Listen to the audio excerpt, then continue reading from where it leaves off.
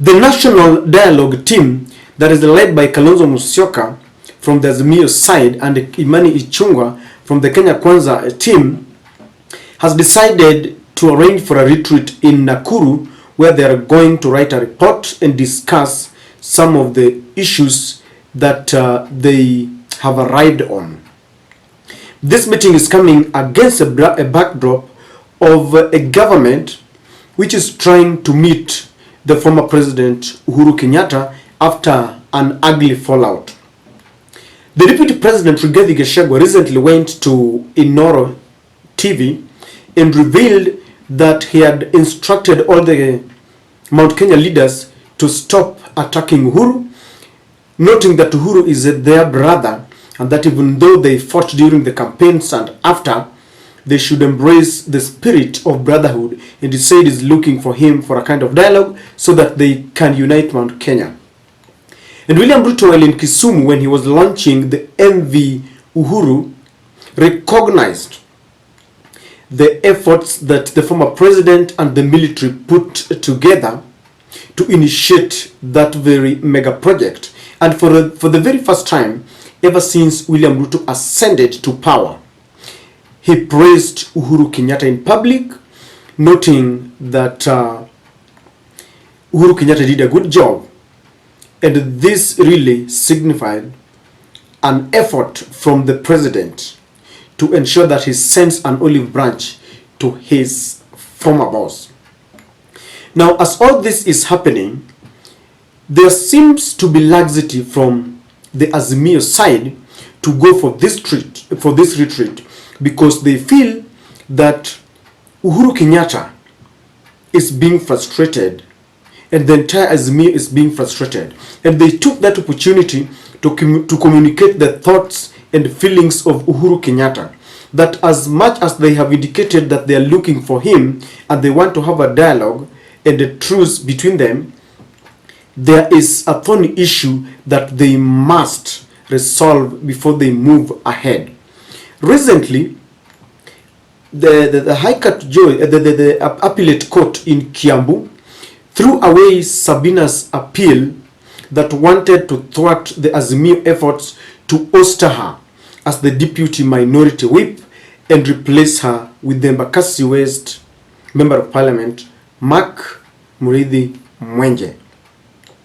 And so with this, the Azimio fraternity expected that if the Kenya Kwanza team were really very serious, that they wanted to court Uhuru again, then they should have implemented the decision of the court to remove Sabina Chege from her position and replace her forthwith with Mark Mwenje. And this is a responsibility of Moses Masika Wetangula, who is the Speaker of the National Assembly. But it seems the Speaker is frustrating the efforts to replace Sabina Chege. And because of this, the Azimio team is saying that they might boycott the retreat in Nakuru. And yet you want us to pretend to be engaging in some dialogue in Bomas. And yet you are frustrating one of the cardinal issues, one of the principal issues that are under dialogue in Bomas, which is fidelity to political parties and multi-party democracy. In this video, ladies and gentlemen, I want us to look at that statement that carries a lot of weight. It is a very short and simple statement, but it really carries a lot of weight. Before we look deeply into the statements from the minority leader P1I, because that is the voice of Raila Odinga, that is the voice of Uhuru Kenyatta, before they accept any kind of dialogue. Kindly, if you're watching our channel for the first time, take a second or two and subscribe to our channel, then click the notification bell so that whenever we do a video like this, YouTube will automatically notify you. You can also like and share our videos, and to those who support our channel, I'm really humbled and I want to say thank you. May you continue with the same spirit.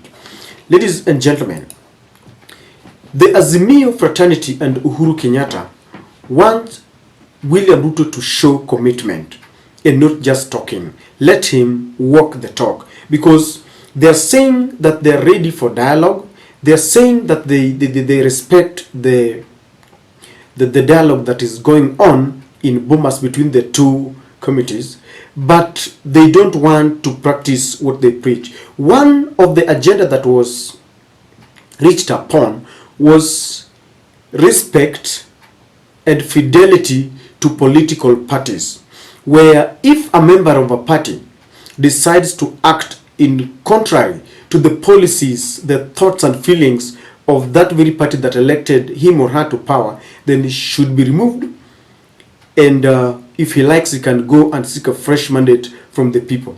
You've seen William Ruto quoting the rebels from Nyanza, people like Jalango, Gideon Ochanda, Elisha, the Kisumu Senator Tom Ojienda, several of them. And Azimio is wondering how they can pretend that they are serious, yet they are still quoting the rebels and preventing any attempt by the Azimio or ODM to punish them. And that is the same thing that is happening. They don't want to replace Sabina Chege, yet they're saying that they have agreed on fidelity to political parties. They must get back the party to Uhuru Kenyatta if they want him back, and they must replace Sabina Chege, including all the other leadership, and ensure that Murathe remains in his position and the Secretary General remains in his position. Number two, Azimio wants to prove to William Ruto that they are not such easily cheated. They are not gullible. Because William Ruto and the entire Kenya Kwanza team are very, very cunning. They want to pretend that they are preaching peace and tranquility and dialogue, yet what they are practicing is contrary. And they feel that Azimio will be so much stupid to fall into their trap. Because if Azimio falls into this trap, they will ratify that is going on in Bomas, yet William Ruto will be busy quoting the rebels. They will ensure that they frustrate the efforts by Uhuru Kenyatta to get back his party. And then when they shall have reached an agreement, it will be very difficult for Azimio to retreat because they will be seen and as people who don't want peace. And Kenyans will be asking, where were you? Why didn't you complain or stop before you went further? This is the time, if they realize that their efforts are being frustrated, this is the time to talk, this is the time to act. And they want to show William Ruto that they are not foolish in this engagement, because William Ruto thinks that they are much clever and they can use ODM, they can use Azimio to accept what they want, yet they go contrary to what they have agreed. Azimio does not want to be used as a ladder for William Ruto to achieve his purposes. Remember, in this dialogue talks, William Ruto is going to achieve the implementation of the office of the Prime Minister, and it will be entrenched officially in the Constitution.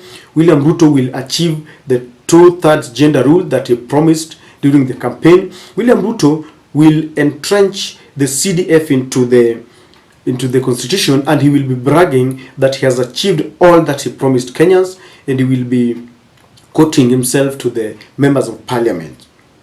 And he's trying to use Azimio, because Azimio will ratify all of this, yet he does not want to honor his fair share of the bargain. And in this, he's using Azimio to achieve his political purpose. And once he gets to that glamour, he will be laughing at Azimio that I used you.